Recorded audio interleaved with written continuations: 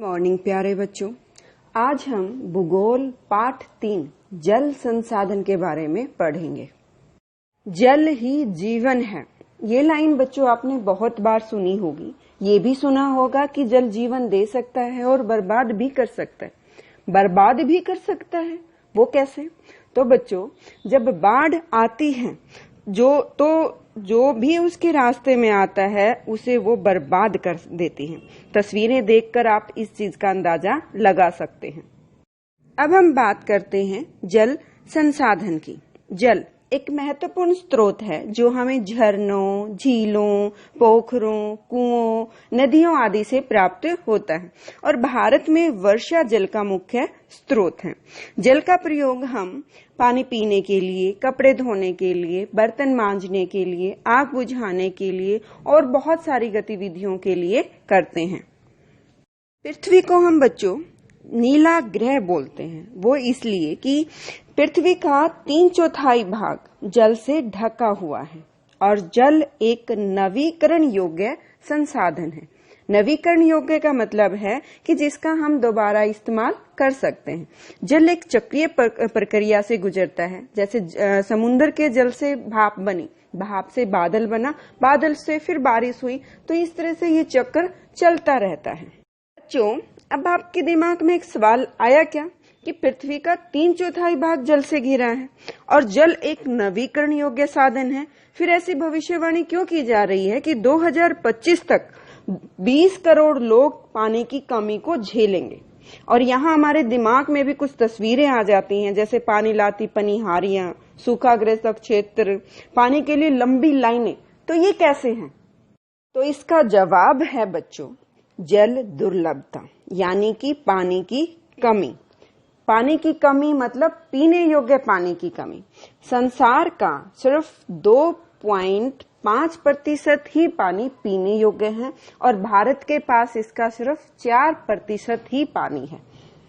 अब बात उठी बच्चों, जल दुर्लभता क्या है और इसके कारण क्या है।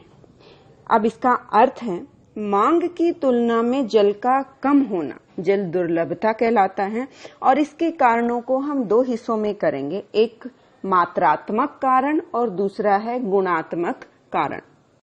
सबसे पहले चर्चा करते हैं मात्रात्मक कारणों की, जिसमें पहला कारण है जनसंख्या की वृद्धि। बच्चों, जैसे जैसे जनसंख्या बढ़ेगी वैसे ही चीजों की मांग भी बढ़ेगी, उनका इस्तेमाल भी बढ़ेगा।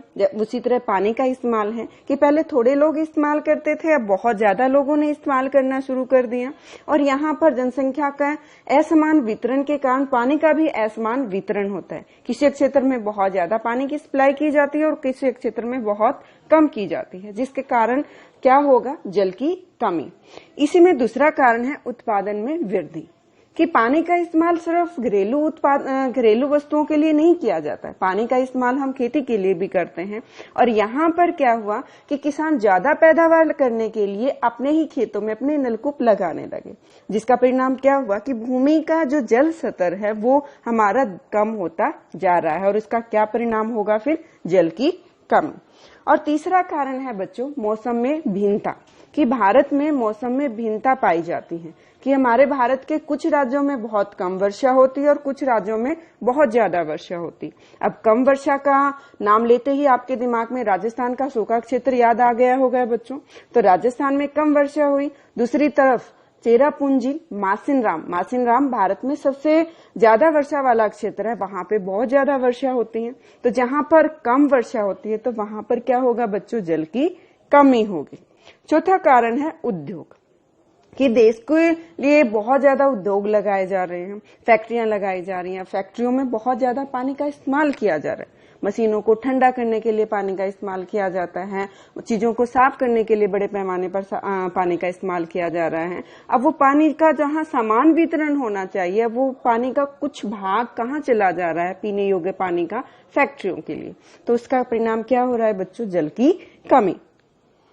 अब हम बात करते हैं पानी की कमी के गुणात्मक कारणों की। गुणात्मक यानी कि पानी की क्वालिटी में कमी आना, कि पानी 4% है पीने योग्य भारत के पास, परंतु वो भी जल प्रदूषण के कारण खराब होता जा रहा है।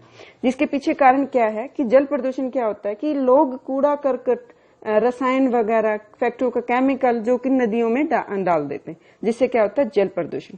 यहाँ एक ताजा उदाहरण देना चाहूंगी बच्चों कि अभी लॉकडाउन चल रहा है, लोग बाहर नहीं जा रहे हैं, जिसके कारण क्या है कि हमारी नदियों का पानी साफ हो रहा है। ये कैसे हो रहा है? क्योंकि उसमें प्रदूषण डालने वाले नहीं है।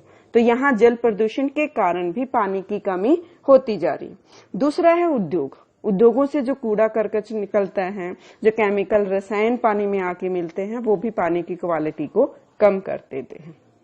तो बच्चों, इस भाग में हमने जल संसाधन, जल की कमी के कारणों की चर्चा की, और अगले भाग में हम जल का कैसे संरक्षण किया जाए उसके ऊपर चर्चा करेंगे।